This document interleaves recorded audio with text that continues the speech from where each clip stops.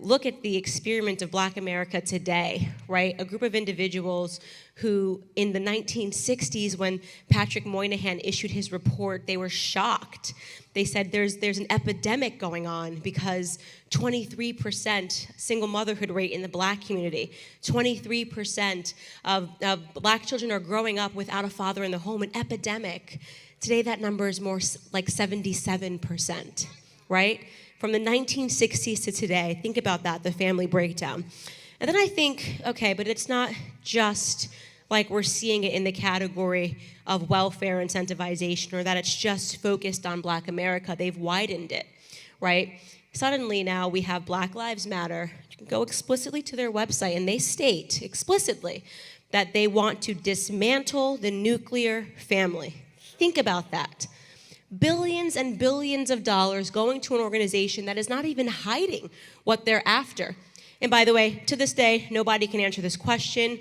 When you log on to Black Lives Matter and you donate $1, where does the money go? It's a huge mystery. It's like a hole, right? I think we know where it goes. We don't know, but we know, right, where it goes. Billions of dollars they raise using Black faces, right? Look over here, Breonna Taylor. Look over here, George Floyd. Quick, get your dollars out. The only way to stop this is to donate. And nobody knows where it goes. There's no Black Lives Matter college campus. There's no Black Lives Matter office building. There's no, I mean, is it possible? What is the employee structure? What is the corporate structure? You've raised billions. Where is the money going? It's a mystery. We know what their goals are, the breakdown of family, and this isn't the only system. Let's not just put the whole onus on Black Lives Matter. And then I said, well, another thing that seems to be after the breakdown of family is the radicalized feminist movement, right? I'm probably one of the proudest non-feminists in America.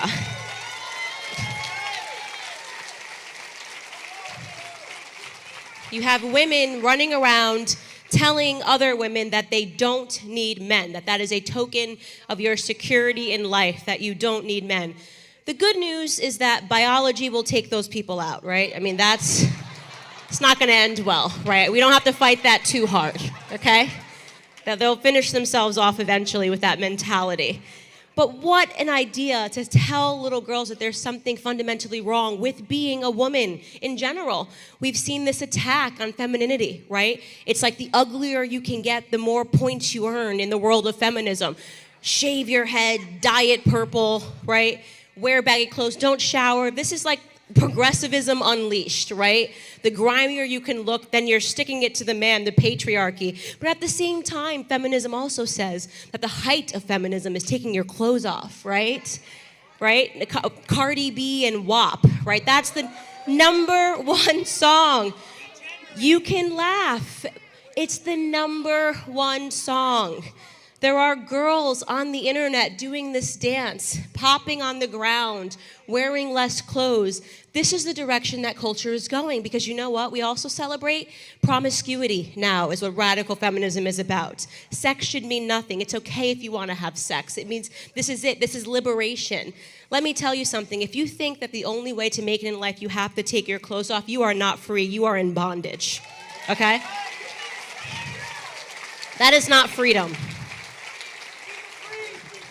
And by the way, if you needed me to say it, by the way, if you think you're winning because you want to free the nipple, one of the many radical feminist campaigns, take your clothes off and be naked, and you think men are going to be upset about that, the patriarchy might be winning, okay? They might be winning. You have girls that are pretending that this is progressive, right? You shouldn't aspire to marriage, but you should aspire to sexual promiscuity. The radical feminism. And what are they after at the end of the day? The breakdown of family, right? They want you to think that you're going to be happy at the end of the day if you stay away and you don't value these things, if you don't value yourself and have respect and want to look for a man that respects and values you. Let me tell you something. There has never been a country in the history of the world that has survived without strong men, right? Value masculinity, right?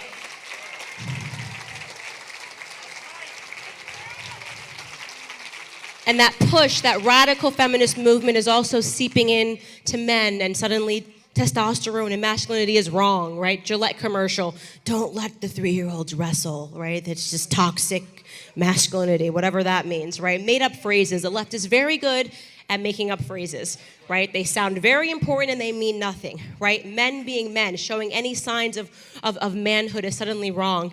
And I look and I do these college campuses and something's happening. There is something weird happening. I see these skinny little boys come up. They're not standing up straight, you know? And I have a question. How could you possibly say, Candace Owens, that you don't see the horror of Ben Shapiro, you know? And I'm thinking, how old are you? And he'll say to me, I'm 20, you know? And I'm thinking, wow, a couple of generations ago, let me tell you, you are not the 20-year-old that could have ended World War II, okay? Something is happening.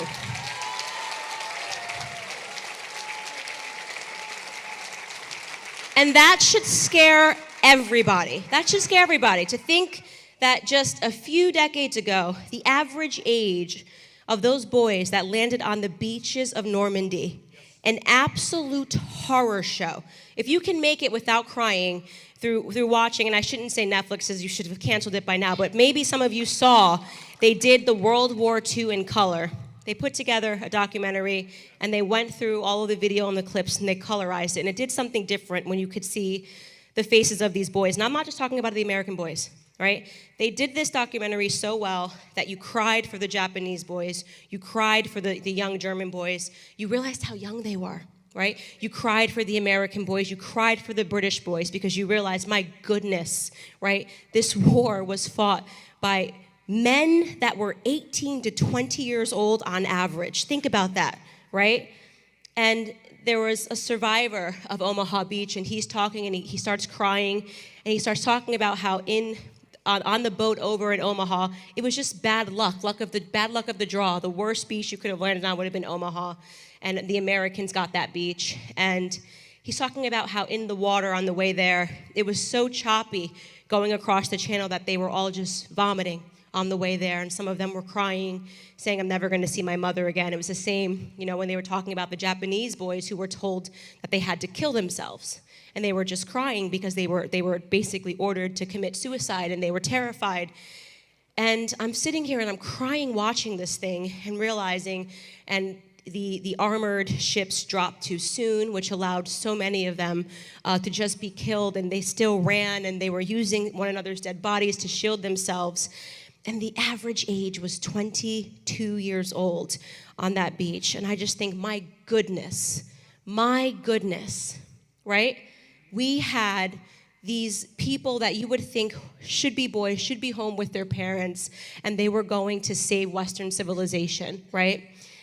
And then you fast forward to today, and you have kids, boys the same age, literally crying outside of my events because I'm being handed a microphone. Like, that is the peak of their suffering right there, right? Like, oh my God, Candace Owens is coming to speak, and it's incredible. It's incredible, right? And this is what happens when there is this attack on masculinity. These boys wouldn't know what to do with the screwdriver if you handed it to them and gave them 3 days to figure it out, right?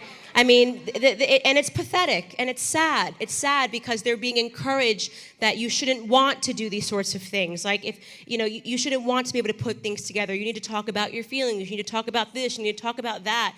And I'm looking at this culture, and I say, that right there, the attack on manhood, telling women to be men, telling men to act like women. And what is it about? The breakdown of family and the breakdown of society.